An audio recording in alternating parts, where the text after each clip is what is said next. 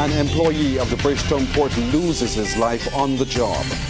The unusually hot weather resulting in less fish and higher prices. Young people take center stage at the National Youth Parade and Cultural Extravaganza. And in sports, Ronald Suki King has won the Scottish Draughts Open. Broadcasting from our studios in the Pine St. Michael, this is CBC NewsNight, starting now.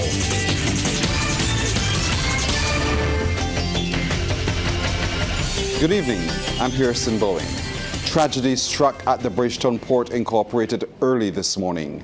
Long-standing cargo worker Jeffrey Brooms, who's worked at the port for more than 3 decades, died in an accident on the job. CBC's Ron Brathwaite was following that story and filed this report.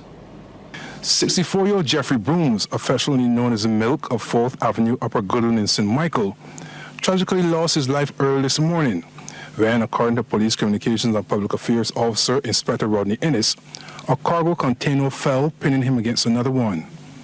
The incident occurred around 25 minutes after 5. His death has left family, friends, and work colleagues in total shock. I'm hurting to know that I lost a very, very dear friend. It's a wake-up call that I didn't want. It's a very nice, jovial person who minds his own business. Strict in a way, but you gotta admire him for how he is with his family and everything. I really gonna miss him. His cousin Lester Green told CBC News he last saw Jeffrey 2 days ago at their regular meeting place in Eagle Hall. Jeffrey was deemed a family man who was very sociable. It's an unfortunate accident, and those things has happened, but it happened at the wrong time in life. He's looking forward to retirement soon, and I don't know what to say. I don't even know how to talk to his family yet, but I guess I'll have to do that. He's always very too gentle to me every night. I didn't even know he was going to work the night time, because when I got back home, I figured he was in his bedroom sleeping. I didn't know that he went to work. Jeffrey was also regarded as a dedicated worker. Like his job, he was down there for 30-somebody years. Right. Then get up in the morning 5 o'clock, and he's get out at 6. In a statement, the employer, the Barbados Port Inc., says it's devastated at the accidental death. It says it remains in contact with the family of the deceased and is doing everything it can to support them. It has also provided counseling for affected employees. As a result of this incident, operations at the Bridgetown Port came to a halt. The facility is expected to reopen tomorrow morning at 7 a.m. for the delivery of containers only. There's also been reaction from the Barbados Workers Union, the bargaining agent for port workers. The Honourable Tony Moore, our General Secretary, she was on the scene in the morning and she reached out face-to-face and spoke to Jeffrey's children and his partner, extending condolences and ensuring that the union's support system is in place for them during this time. She said to lose Jeffrey, who many of us knew as Milk, is a heart-rending blow. The BWU has expressed deep sadness at the incident. CBC News understands Jeffrey was expected to retire from the Bridgetown Port next year. Ron Brathwaite, CBC News. The searing heat Barbadians are experiencing is also causing soaring fish prices. As we hear in this Crystal Hoyt report, the unusually hot weather is resulting in less fish and thereby driving up the cost.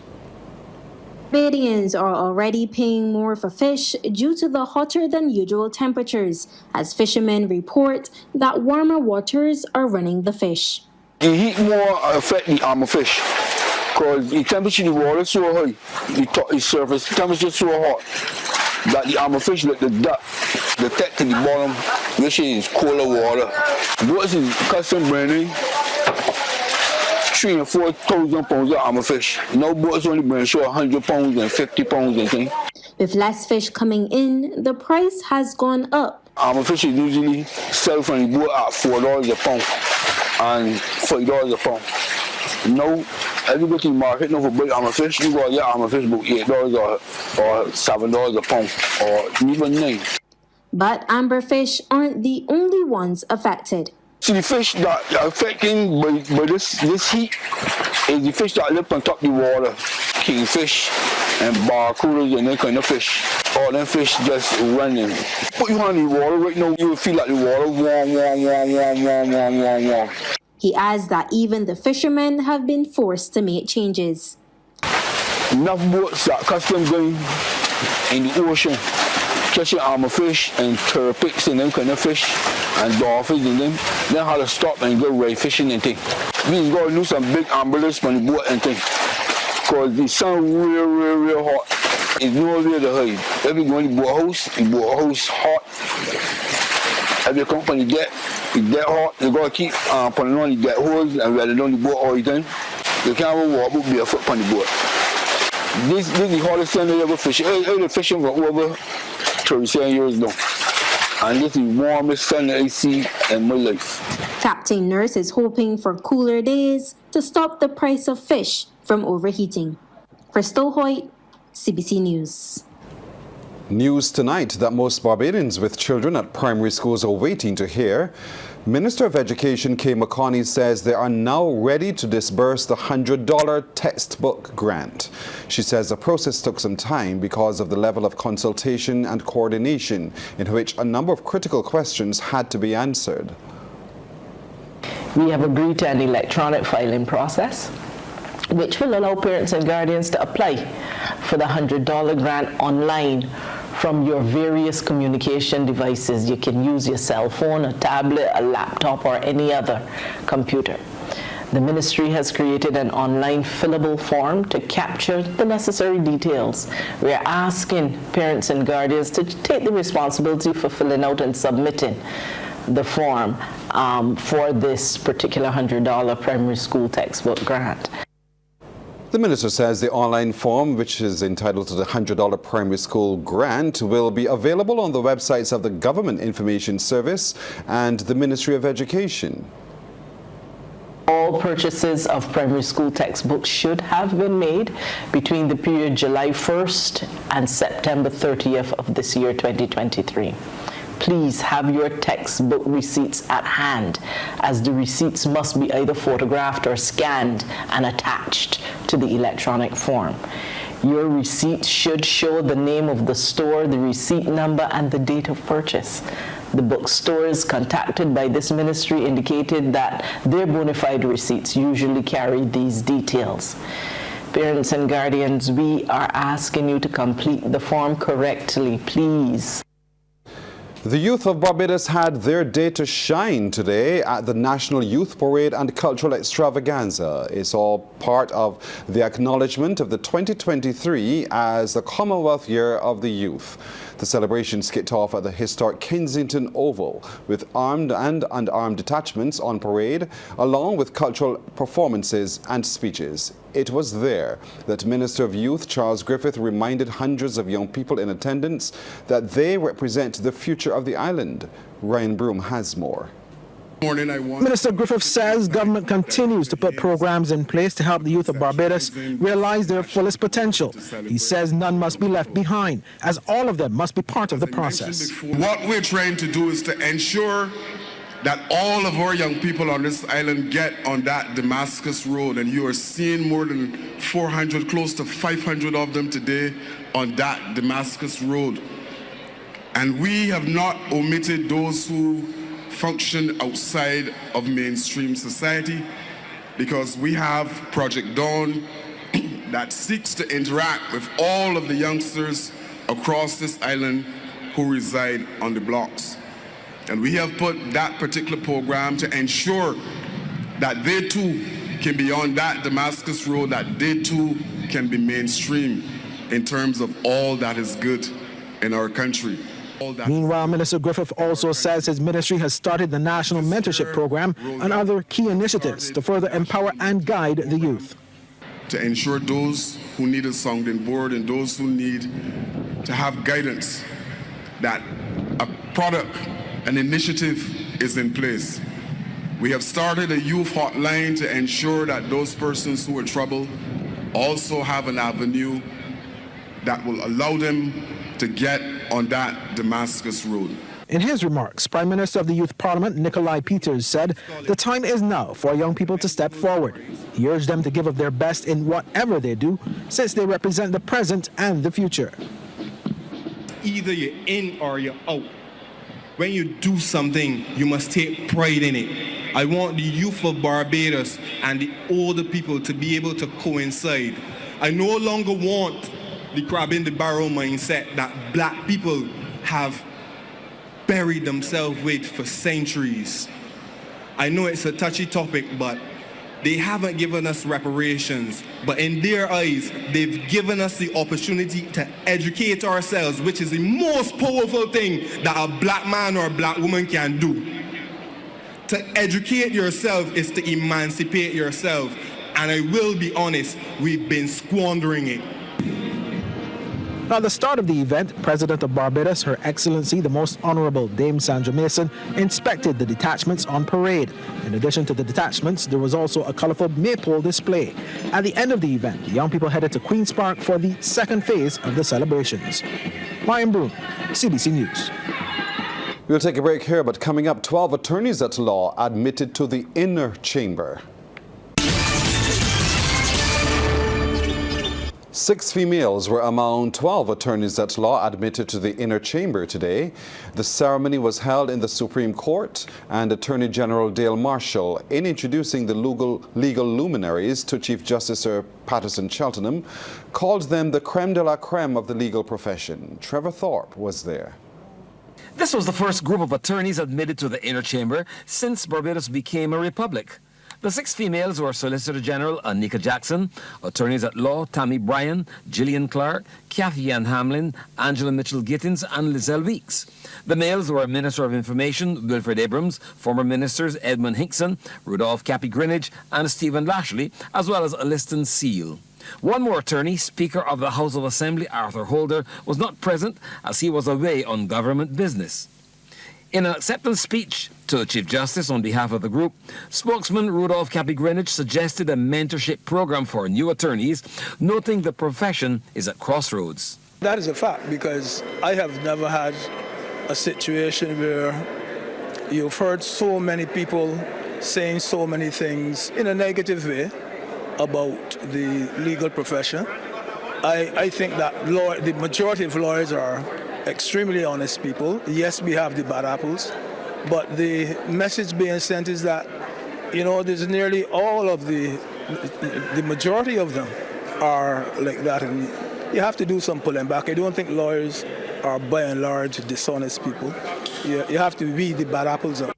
Ms. Weeks said she was happy and excited, but much comes with the elevation. It is a pleasure, it is a privilege, it is also an obligation. You know, as Cappy said, we do have an obligation to train juniors, to show them what is the right way, to make sure that we live up to the expectation, you know, to be seniors and leaders in the profession. So that is where we are now. And as Cappy says, we expect to live up to all of our obligations as senior counsel, as members of the inner bar. MP Hinkson said it was a result of hard work, service and dedication, and he too was happy to be recognized. I am certainly happy and proud to be one of the first senior counsel after our republic. It is something that I feel extremely proud about, because I don't know how we could have continued with Queen's Counsel, and then after Queen dies, King's Counsel, when we are now a republic. It is something perhaps that has come 2 years too late. Should have been done when we were a republic, when we became a republic, but better late than never. The Solicitor General described it as a signal honor. This is a noble profession, and that is what we are trying to uphold, and we need to get back there. Minister Abrams said the occasion was memorable, but the journey was long and he was not alone. It is not just the support in the legal profession, right? We don't get there by ourselves. I mean, our families, our friends sacrifice. It's the junior lawyers who supported me all the way through. My wife, I owe my wife a debt of gratitude. She's been my biggest support, pushing me all the time to do better. And so I want to thank my parents, I want to thank my wife, I want to thank my juniors, I want to thank everybody who helped me to get here. And you know what? We can't do it without God. Chief Justice the Honourable Patterson Cheltenham commended the new senior counsels. He said the profession is under scrutiny and the honour has brought them into the long and searching gaze of the public. Trevor Thorpe, CBC News. The island's newest cooperative is hoping to partner with government to, among other things, help people in prison reintegrate into society. The Alliance of Reform-Minded Entrepreneurs, or ARM-E, is comprised of former inmates and those interested in prison reform. It caters to former inmates to allow them to have a new lease on life and to use their skills to earn for themselves and even employ others. Pedro Ellis is the vice president of the group. I want to say that ARMY is a multidimensional group. We want to have a dialogue with the government directly, hopefully with Sandra Husband, the MP, for this branch of affairs that we'll be dealing with. We want to discuss reform, crime prevention, transition from jail to society. Society sees an inmate as a conviction. ARMY, we, the Alliance Reform Minded Individuals, we see a convicted person as a part of our workforce. Registrar of Cooperatives and Friendly Societies Brent Gittins says Barbados can now boast that it has the only cooperative society with bylaws to assist individuals who were imprisoned or impacted by it. He believes it will break the stigma attached to former inmates. Its members must, and I quote, have been impacted by incarceration, either directly or indirectly, or be a person who seeks reform of the criminal justice system through progress lobbying and activism, end of quote. This particular bylaw sends a strong message that this cooperative is very serious about focusing on that segment of the society that is so often neglected and shunned, as well as focusing on the need to re-examine our criminal justice system. Minister of State in the Foreign Trade and Business Development in the Ministry of Foreign Affairs and Foreign Trade, Sandra Husbands, says she's impressed with the co-op's mandate. She suggests it will ultimately break the cycle of recidivism. What you're doing as the Alliance of Reform-Minded Entrepreneurs is to help create more frequently that third and fourth generation that will break out, so that we break the vicious cycle. And that is why I cannot thank you enough. Because this type of reform, this type of thinking is what is going to be needed to heal this nation and to help us to reclaim the lives of people who have been harmed by, one, the decisions and behaviors that they have engaged in, and then by a system that has failed to help them reintegrate. Well, it's Friday night, it's time for sports, and it's also time for Anne-Marie Burke. Anne-Marie, good evening. Good evening to you, Pearson. I begin with news of drafts, where former world champion Ronald Suki King is the 2023 Scottish Draughts Open champion. Playing in the final rounds this morning in Stonehaven, Scotland, King defeated home player Danny Oliphant in round 9 before getting past Con Boyle of Ireland 2-0 in the final round of play. King ended on 34 points, the same as fellow Barbadian Jack Francis, but King won on honour points. Francis would have beaten Ireland's Frank Moran in round 9 and Sean O'Driscoll in round 10 to end the tournament on a high and in second position. The other Barbadian, Kent Lane, ended 5th with 21 points. He defeated Keith Forbister of Scotland in round 9 and then drew with Moran in the final round. This is the first time in the history of the 130 years of the Scottish Open that Barbados has had 3 players in the top 5. Well, the draw for the Barbados Football Association's 2023 Republic Cup was done this morning at the BFA headquarters in Wildy. Here's how the competition is shaping up. 43 teams have been drawn into 8 zones as all is getting set for the 2023 edition of the BFA's Republic Cup football competition. The draw was conducted this morning by the BFA Media and Communications Officer Anne-Mar Goodrich Boyce and Admin Assistant Stephanie Callender at the BFA headquarters in Wildy. Defending champions Weymouth Wales were the first team drawn into Zone 3. with the likes of Whitehall FA, Greens United, Benfica and Beverly Hills. Here's a look at the other zones.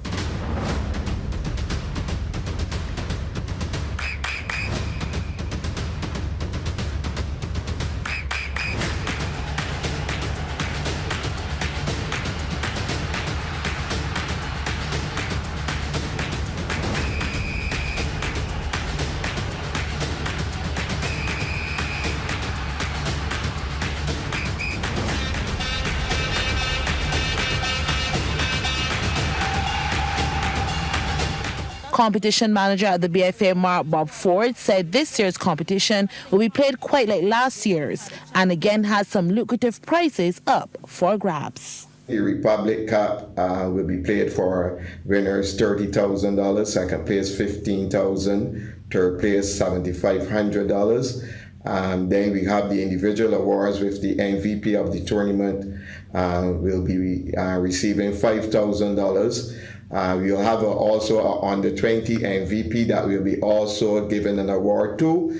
And then we have most goals, most outstanding goalkeeper, defender, and midfielder will be getting $1,000 each. Having the competition back on the BFA's calendar comes as testimony to its success last year. It was the most successful tournament we had in years, and therefore the BFA is pleased that we are able to bring back this tournament to the football players and the communities across Barbados, because we will be playing in nearly every parish in Barbados and across various community fields. So we are asking the public to come out in these areas and support their team and the other teams that will be playing. The 2023 Republic Cup starts next Thursday, October 5th.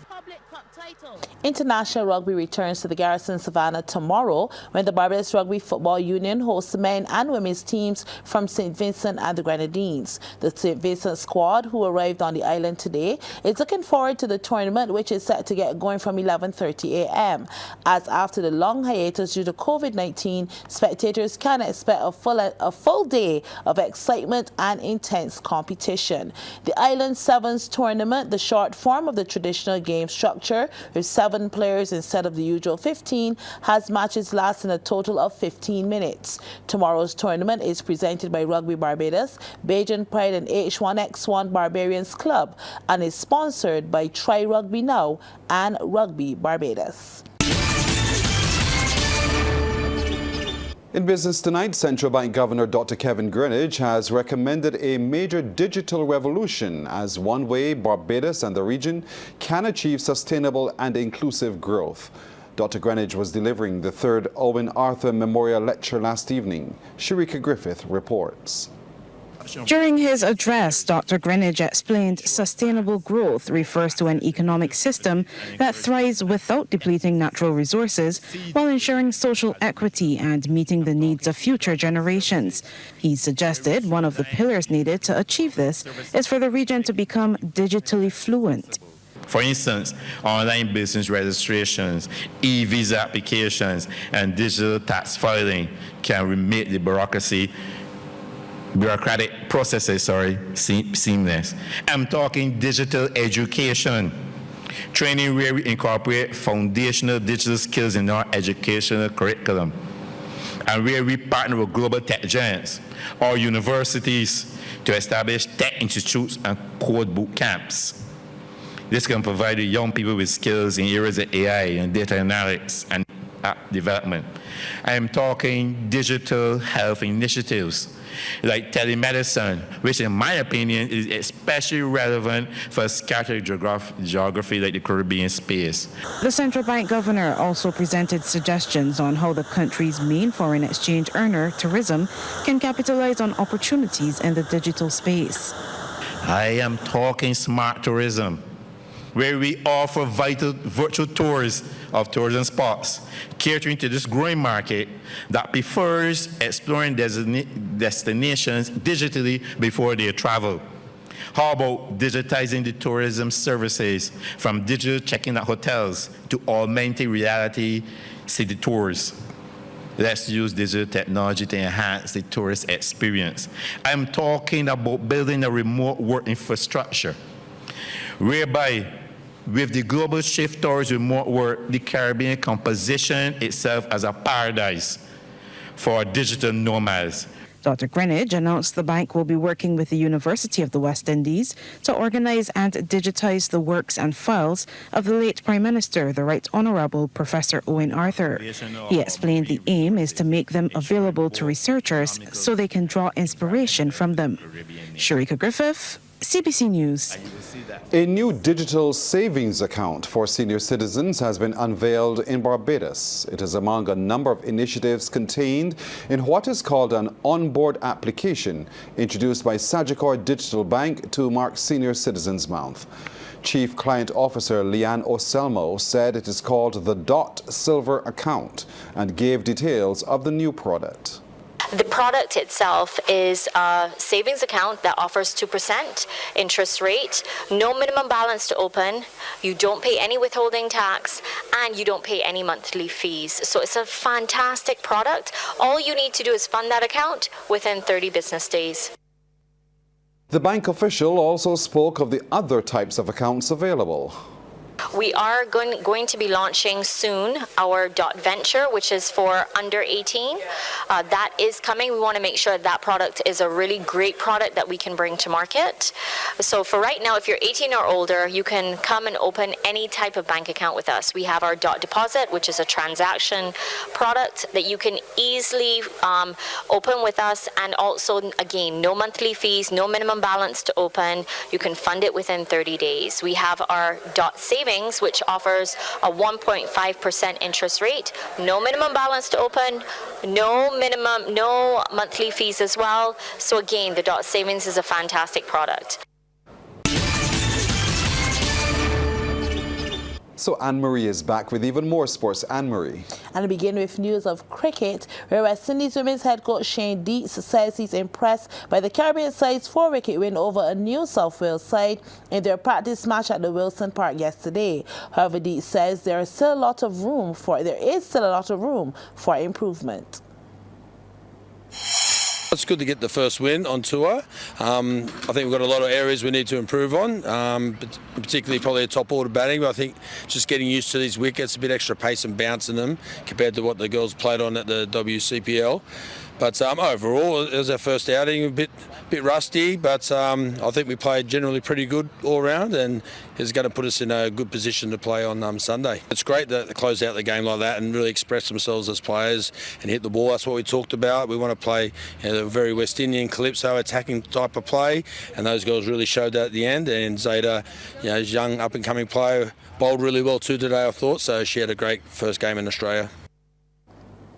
The Windies women are in Australia for a 6-game tour made up of 3 one-day internationals and a similar number of T20 internationals.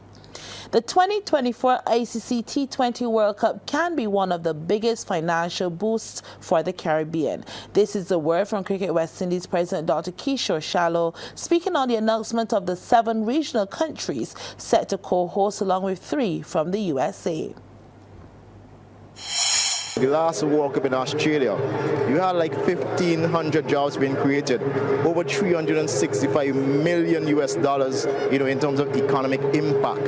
That is what this means to the region. This is going to be the biggest World Cup event ever. 20 teams, right? And of course, we have thousands of fans coming to the Caribbean to witness this. We're talking about millions viewing this World Cup. We're going to be putting on a spectacle for the entire world. And again, it's great opportunities for all the stakeholders in not only West Indies cricket, but global cricket as well.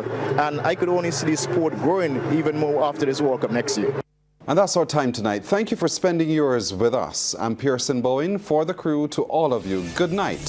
Have a wonderful weekend.